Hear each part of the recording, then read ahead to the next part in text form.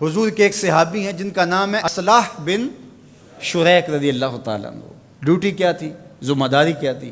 حضور کی سواری کا کجاوا کسا کرتے تھے۔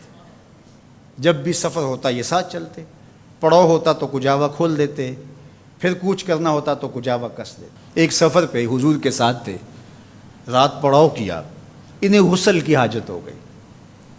پانی اتنا ٹھنڈا تھا کہ اگر یہ اس پانی سے غسل کرتے تو بیمار پڑ جانے کا خوف غالب تھا۔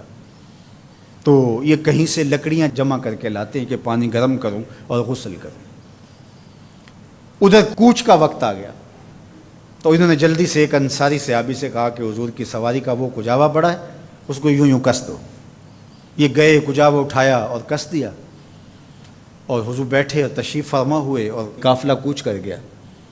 یہ پیچھے سے غسل کر کے تسلی سے اور پھر سواری لی، اور جلدی جلدی یہ بھی دوڑاتے ہوئے قافلے کے ساتھ شامل ہو گئے۔ اور جو ہی ان کی سواری حضور کی سواری کے قریب آئی تو آقا کریم نے دیکھا اصلاح بن شریک ہے، اور مسکرائے اور کہا، اصلاح آج کجاوا بدلا بدلا سا لگتا ہے، تمہارے ہاتھ کا کسا ہوا نہیں لگتا۔ عرض کی حضور میں نے کسا بھی نہیں ہے، یہ تو فلاں انصاری نے کسا ہے۔ تو میرے حضور نے فرمایا تم نے کیوں نہیں کسا؟ تو سنو ذرا ان کے لفظ، تمہاری روح وجد کرے گی، لوگ سمجھے ہی نہیں دین کیا ہے، ذرا رنگ دیکھو ادب کا۔ حضور نے فرمایا اصلاح آج کجاوا بدلا بدلا سا لگتا ہے۔ عرض کی حضور میں نے کسا بھی نہیں، یہ تو فلاں انصاری نے کسا ہے۔ تو کہا تم نے کیوں نہیں کسا؟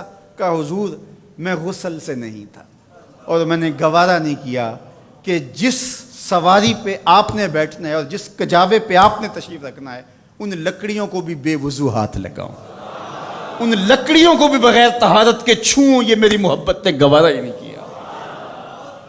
یہ محبت کا تقاضا ہے یار، جس آقا کی محبت کا تقاضا یہ ہے کہ عاشق بے غسل ان لکڑیوں کو بھی نہیں چھوتے جنہوں نے حضور کے بدن سے ابھی چھونا ہے، تو کیا کوئی اس نبی کے، اس پیغمبر کے خاکے بنائے تو وہ امت چین کی زندگی جی سکتی ہے، وہ قرار کے لمحے گزار سکتی ہے؟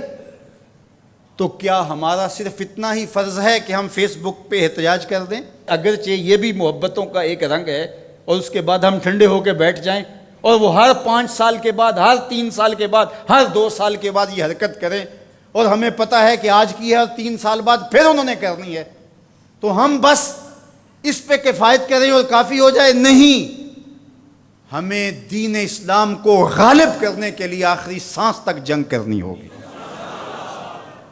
یہ کبھی بھی ختم نہیں ہوگا جب تک دین اور اسلام اور حق اور حقانیت غالب نہیں ہوں گے۔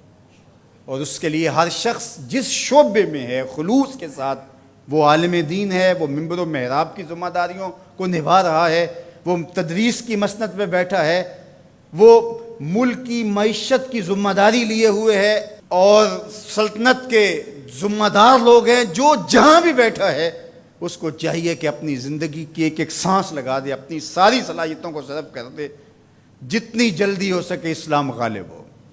اسلام غالب ہوگا تو کسی کو ٹیڑھی نظر سے دیکھنے کی ہمت بھی نہیں ہوگی، کوئی جرأت بھی نہیں کر سکے گا۔ جب ہم کمزور ہوں گے تو ہمارے ساتھ یہ ہوتا رہے گا۔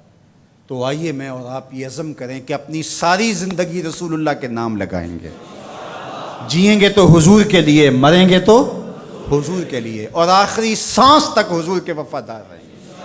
اپنی زندگی کا ایک ایک گوشہ حضور کے نام لگا دیں گے۔ اس کے لیے جہاں جہاں ضرورت تو ہمیں ہر جگہ موجود ہونا چاہیے، لیکن اس کا دیرپا مستقل حل کیا ہے کہ اسلام کا غلبہ ہو، اور ہم اپنی ذمہ داریاں ہی اپنے دائرے میں رہ کر کے جو ہمارے سپرد ہے وہ بھی ادا نہ کر رہے ہوں اور وہاں خیانت کر رہے ہوں، تو کس طرح ہم دنیا کے بپھرتے ہوئے ان طوفانوں کا مقابلہ کر سکیں گے اور ان مصیبتوں کو روک سکیں گے، ان سیلابوں کے آگے بند باندھ سکیں گے؟ تو اپنے حصے کا کام ضرور کیجئے، اور دن رات اللہ اس کے رسول کے دین کے لیے لگائیے، اپنی نسلوں کو تیار کیے حضور کی نوکری کے لیے، حضور کے دین کے لیے۔